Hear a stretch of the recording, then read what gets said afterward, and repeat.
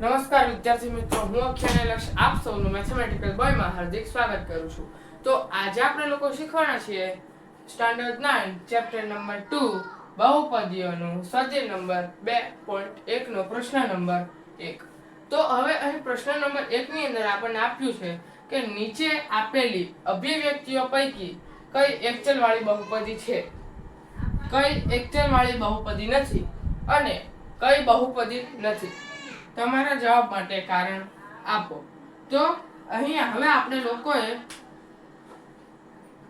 બહુપદી આપણે થિયરીના વિડિયોમાં શીખ્યા હતા કે જે કોઈ પણ પદ હોય તેની પાસે એક કરતા વધારે જો ચલ હોય તો જે વધારે ચલ હોય તો વધારે પદ હોય તો તેને એક ચલ નહીં પણ દ્વિચલ નહીં પણ ત્રિચલ આપણે આપણી રીતે જેમ તેની ઘાત હોય જેમ તેની અંદર ચલ હોય તેની અંદર તે રીતે આપણે તેને દર્શાવી શકીએ છીએ. તો અહીં આપણને માત્ર ખાલી એક ચલ એટલે કે જેની અંદર એક ચલ અથવા -3 હોઈ શકે. જો અહીં x ચલ આપ્યો છે, અહીં y ચલ આપ્યો છે, અહીં t ચલ આપ્યો છે, a to z ની અંદર કોઈ પણ ચલ આપી શકે છે.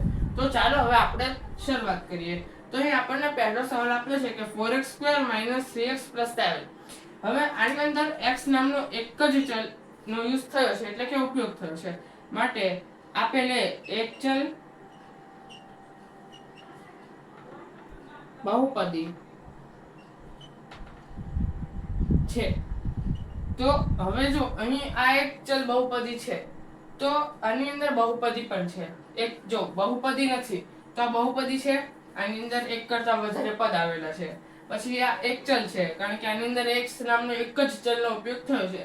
તો હવે આપણે લોકો બીજો સવાલ જોઈએ. તો આની અંદર આપણને આપ્યું છે કે y² + √2. હવે અહીં √2 છે તો તેનાથી આપણે આ પદ બહુપદી જે છે તે નથી એવું ગણાતું નથી. તેનું કારણ આપણને અહીં એક જ ચલનું જોવા કહ્યું છે. તો આ એક ચલ છે, એક ચલ બહુપદી તો છે. તો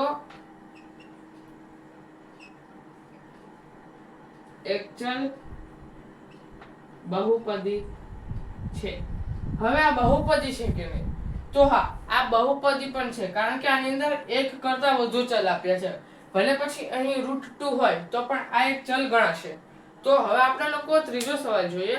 તો ત્રીજા સવાલની અંદર આપણને આપ્યું છે કે t√t 3√t + t√2 એટલે કે જે 3 છે તેનો ગુણાકાર √t સાથે છે પ્લસ જે t છે તેનો ગુણાકાર √2 સાથે. તો આની અંદર હવે આપણને t નામનો એક ચલ આપેલો છે, આની અંદર y નામનો એક ચલ છે અને આની અંદર x નામનો એક ચલ છે. પણ શું આ બહુપદી છે? જો હા તો કઈ રીતે અને જો ના તો કઈ રીતે? તો આ એક ચલ આની અંદર એક ચલ બહુપદી તો છે કારણ કે આની અંદર t નામનો એક ચલ આપેલો છે. તો હા, આ એક ચલ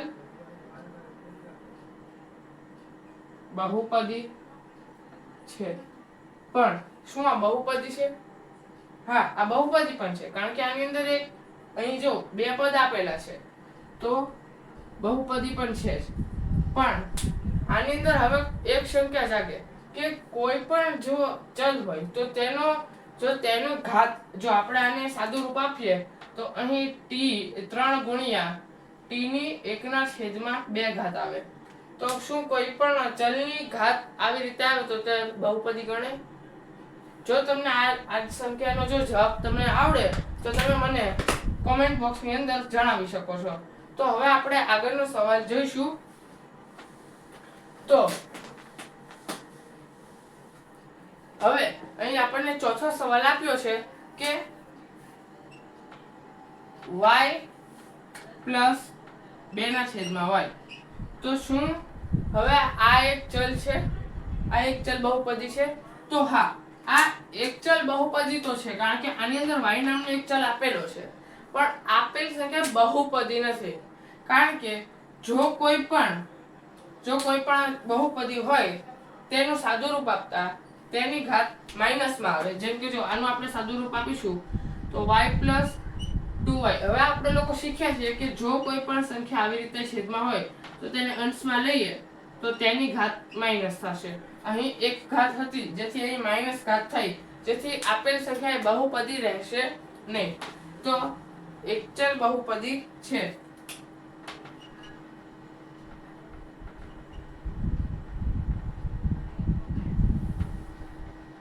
ચલ બહુપદી છે પણ બહુપદી નથી.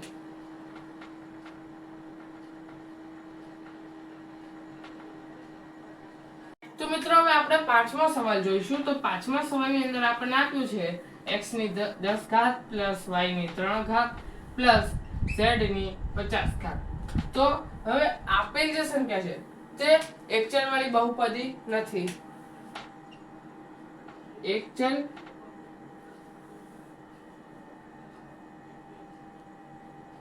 બહુપદી નથી કારણ કે અહીં x y અને z આ ત્રણ ચલનો ઉપયોગ થયેલો છે, જેથી આપેલ બહુપદી જે છે તે એક ચલ બહુપદી નથી પરંતુ તે બહુપદી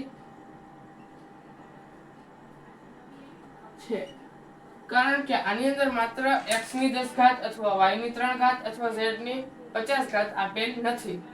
તો હવે અહીં આપણો પ્રશ્ન નંબર 1 પૂર્ણ થાય છે. તો જો તમને મારો વિડિયો ગમ્યો હોય તો મારા વિડિયોને લાઈક કરજો, શેર કરજો અને મારી ચેનલને સબસ્ક્રાઇબ કરજો, જેથી મારી ચેનલના અને મારા નોટિફિકેશન બેલને ઓન કરજો, જેથી મારી ચેનલના નવા વિડિયો સૌપ્રથમ આપ સુધી પહોંચે. ધન્યવાદ.